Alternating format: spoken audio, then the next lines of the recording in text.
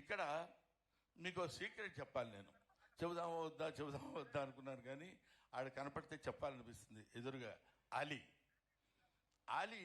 అది ఏ సినిమా అండి? మనం అక్కడ ఫంక్షన్ చేసింది మాయలోడు ఫంక్షన్ జరుగుతున్నప్పుడు ఆలి దానికి డాన్స్ చేశాడు.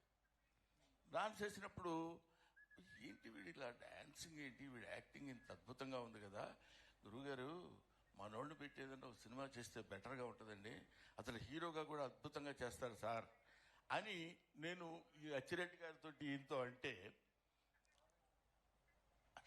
ఇప్పుడు నేను అనడం వాడు అనడం ఇంకొకటి అనటం కాదు, ఇదంతా కర్మానుసారనే బుద్ధి. ఒక్కొక్కడికి ఆ సమయానికి వాళ్ళకి ఆ అదృష్టం అతనికి ఉండబట్టి ఆలోచన వీళ్ళకి కలగబట్టి ఇన్స్ట్రుమెంట్ నాకు అనిపించింది. నేను చెప్తే యమలీల అనేటువంటి ఒక అగ్ర హీరోతో చేయాల్సినటువంటి సినిమా దాన్ని కాదులే మనం ఆలితోనే చేద్దామని. ఇది సాఫ్ట్గా కనపడతాడు కానండి, పరమ దారుణమైన మూర్ఖుడు. మూర్ఖ శబ్దానికి అర్థం అంటే చాలా మంది మూర్ఖుడు అంటే ఏదో తిట్టాడు అనుకుంటారు. మూర్ఖత్వం లేకపోతే రమణ మహర్షి అంతటి వాడు అయ్యేవాడు కాదు. మూర్ఖత్వం లేకపోతే బుద్ధుడు అంతటి వాడు అయ్యేవాడు కాదు. మూర్ఖత్వం లేకపోతే అబ్దుల్ కలాం అంత గొప్పవాడు అయ్యేవాడు కాదు.